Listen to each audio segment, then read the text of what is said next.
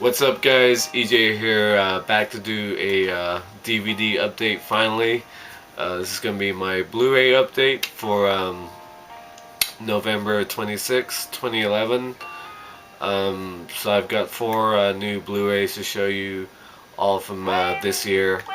And the reason why I haven't been able to make updates in the past month and a half or so is because we basically redecorated most of our house, including my room, which got repainted and new carpet.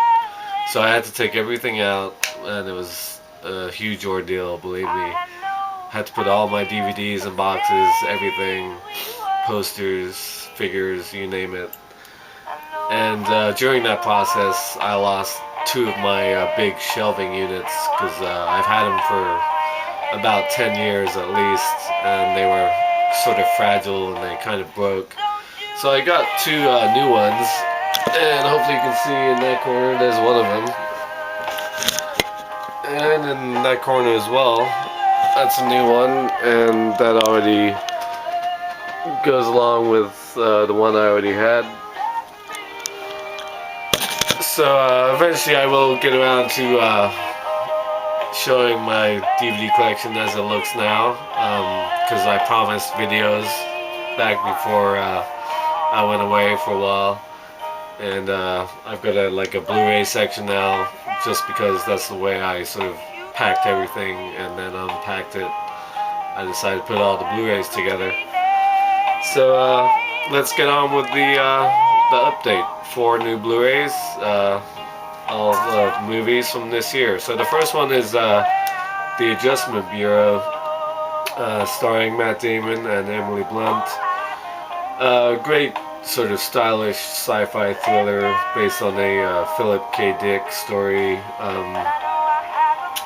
about Matt Damon plays a politician who falls in love with Emily Blunt's character, and it sort of takes him off his chosen path, and this shadowy government guys in suits wearing hats try and stop Matt Damon from going down this road, and I just really enjoyed it. Like I said, it's a smart, stylish thriller, and it has some good scenes, and I always enjoyed Matt Damon, and there's nothing wrong with Emily Blunt, that's for sure.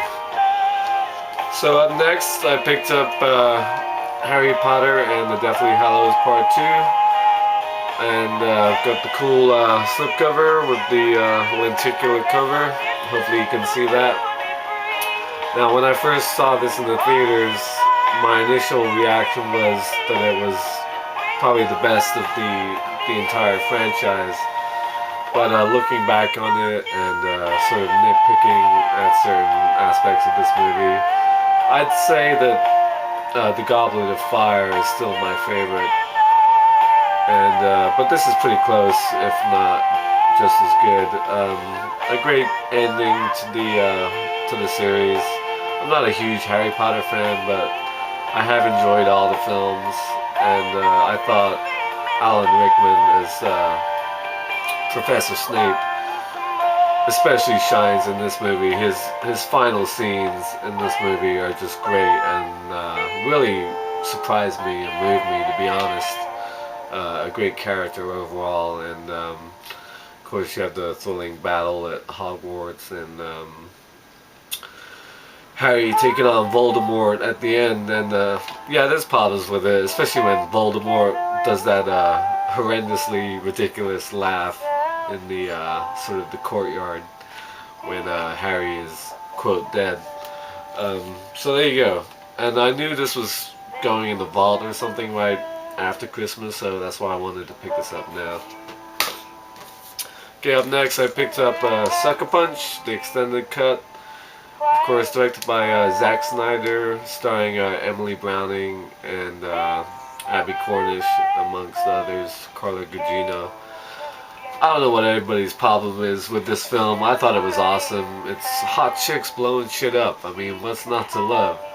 I guess it does have its problems with sort of the different realities. You've got the sort of mental institution and the sort of burlesque theater, and then the fantasy action sequences. But I thought the action sequences were great, especially the first one where she takes on the giant samurai, and the scene with the dragon I thought was great as well.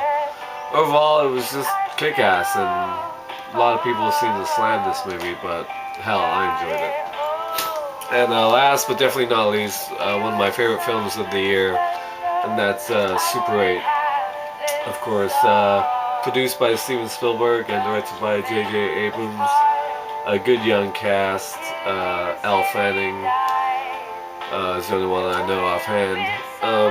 Just a great, thrilling sci-fi sort of coming-of-age adventure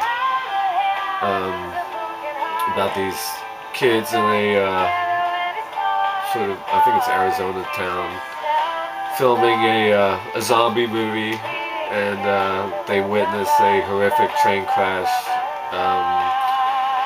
that of course is carrying a government secret, an alien being that gets unleashed on this small town, and all kinds of weird shit happens.